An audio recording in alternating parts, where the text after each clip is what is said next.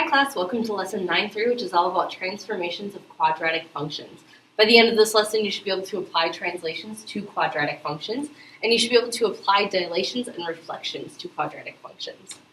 So let's start by talking about vertical translations, okay? So remember, translations are when you kind of like slide things around, but don't change the shape of them, okay? So if we are talking about the graph g of x equals x squared, okay, plus c. And that means you took an x squared graph, so you know our standard parabola, and what you did was you moved it either up or down along the y-axis. So if you look, the green function here is our normal x squared graph, and then if you add, like say, if we have x squared plus 3, then your graph is going to change and look like the red one. If we have an x squared minus 3, it's going to change and move down and look like the blue one. Alright, so let's take a look at our first example. We have f of x equals x squared, and then if you look at the graph over on the left-hand side, we have that h of x equals x squared plus 3. So if we look, we started at our green graph and we moved to the red graph. How did it change? It stayed the same, except it moved up 3 units. So that's how that one changed. If we look at g of x, I started with that green graph, that f of x equals x squared, but g of x became x squared minus 4. So if you look, it moved down 1, 2, 3, 4. So you'd say down 4 units. Okay, so hopefully you can see the visual. Like we started here, we moved up 1, 2, 3. We started here, we moved up 1, 2, 3. Started here, moved up 1, 2, 3.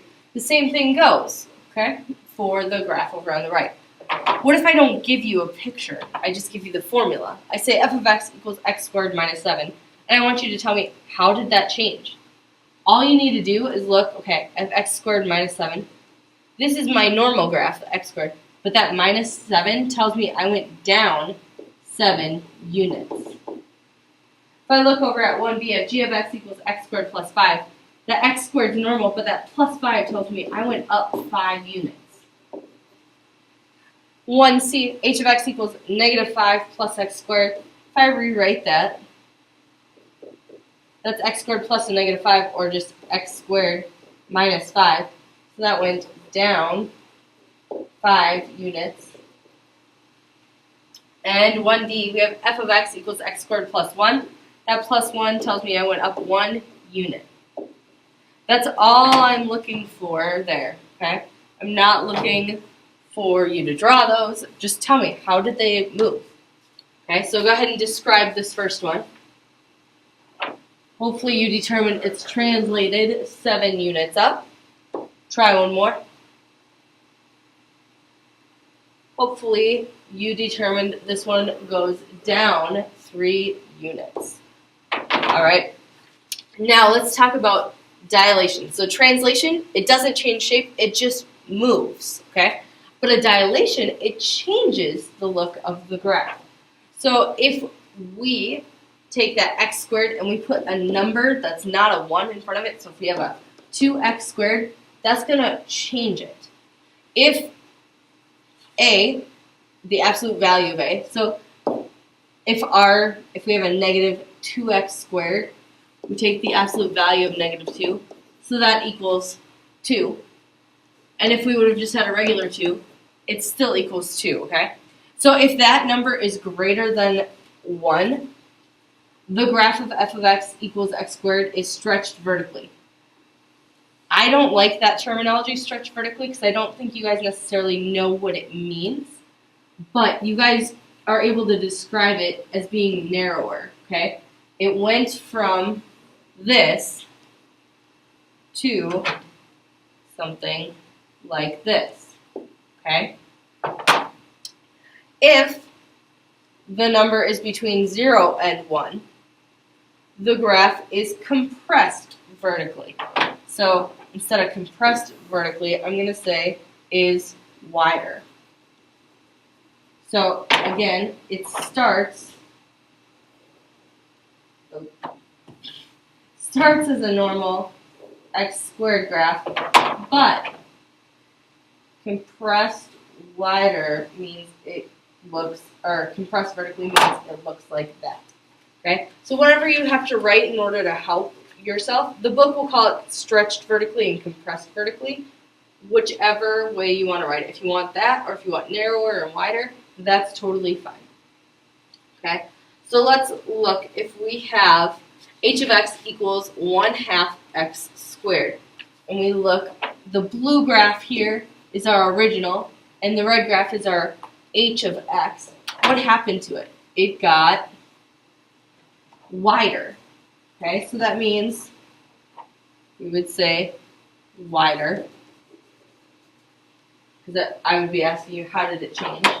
And then over here, I would say, okay, my g of x, it got narrower, and it moved, right? It doesn't still start at the origin. And it moved up 2 units. Because we added where we put a number with our x, and we added a 2. Okay, so if we look at this j of x equals 2x squared, we have an a value now, right? We have the absolute value of 2. So that's 2. That's greater than 1. That means it gets narrower. And then we're not adding anything on the end, so it's not going to move up or down. H of x equals 5x squared minus 2. We have the absolute value of 5. So that's greater than 1. So again, this is getting narrower. And it moves down, so I have a minus 2 units. My last one, I have 1/3, so the absolute value of 1/3 is still 1/3, and that's less than 1 and greater than 0. So that means it gets wider, and we are adding 2, so it moves up 2 units.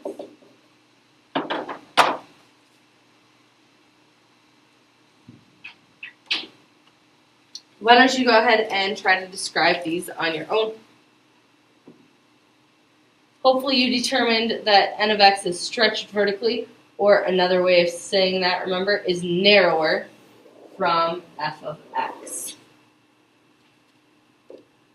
Alright, go ahead and try this one. Hopefully you decided that this one is compressed vertically, or gets wider, and goes down 4 units. All right, now let's talk about reflections. So we've talked about translations. That's where it moves up and down. And we've talked about dilations, where it gets narrower or wider. Now reflections are what are used to flip it over across the x and y axis. So if you have a negative in front of your function, it looks like our red graph. If you have a negative inside of your function, that is the same, or if you have a negative outside of your number, it gets flipped. If you have a negative inside those parentheses, that means that it's the top blue line. Let's look at what that actually looks like, because I don't think that was a super clear explanation. So if I'm describing how the graph of g of x equals negative 2x squared minus 3, now I want to know, how is that related to the graph of f of x? So I look, my f of x is just that x squared, so that blue graph. How are they related? First, it is flipped over the x-axis, right? It started as opening up, but it flipped to opening down. So I'm going to say it flipped over the x-axis, And if I look at the other things, I know this tells me it moved down 3 units. And this 2 here, the absolute value of negative 2, is a 2, which is greater than 1, so that means it is narrower. So I'm asking you, was there a translation? If yes, what was it? So I did that. I'm asking you, is there a dilation? If yes, what was it? And then I'm asking you, are there any reflections? Did it flip? Yes. Okay. So then, if we don't have a picture, we just have to look at our information, or the equation. How do we determine? So if we have an h of x equals 2 times a negative x inside of parentheses squared minus 9, that negative x inside of the parentheses is what we're talking about right here. And that is a reflection of the graph over the y-axis. Okay? I think it's easy for you guys to tell the difference between this and this, but it's much harder to tell the difference between this and what appears to be the same thing. Okay? So what we mean here, if you have a negative inside of your parentheses, that is going to be a flip over the y-axis. Okay? And then this minus 9 means it moves down 9 units. And that 2 that's in front of my x means absolute value of 2, that's greater than 1, so that means it's getting narrower. So those would be all of the descriptions I would need from you. Okay? Let's look at the next one. I have an x squared here, but there's a negative in front, so that means it's going to be flipped or reflected over the x-axis.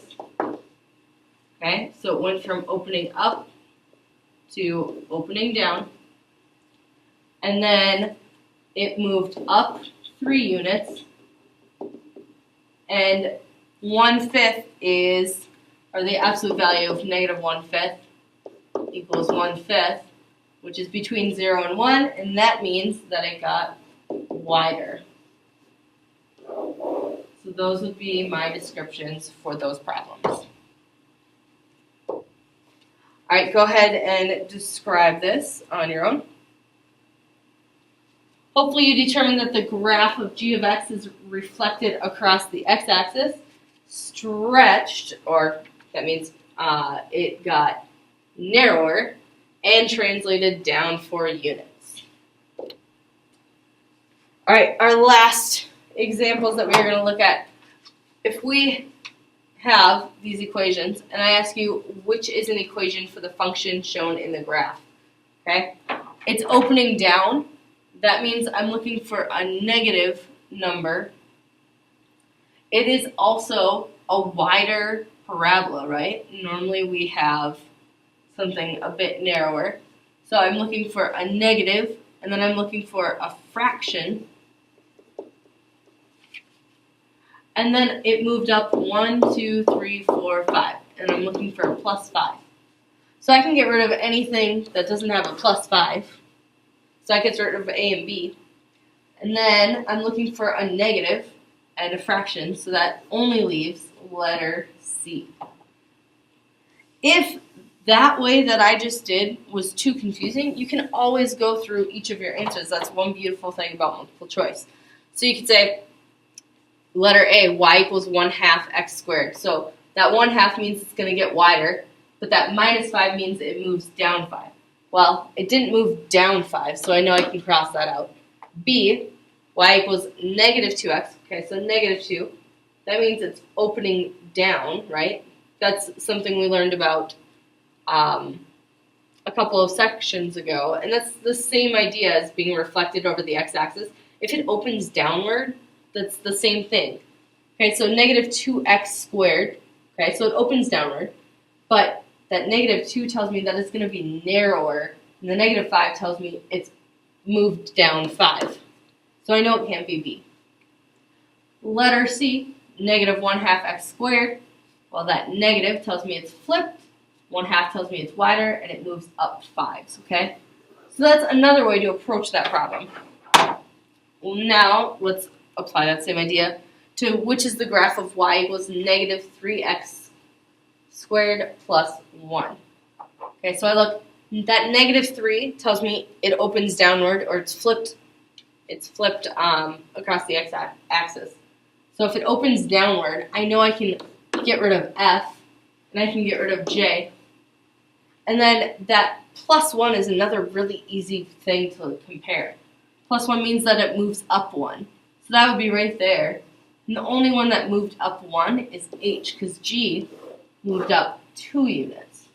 So I know I can get rid of that answer. All right, go ahead and try to find an equation for the function shown. Hopefully you agree with letter C. If you have any questions about this problem or anything in the section, please be sure to reach out for some help. Have a great day.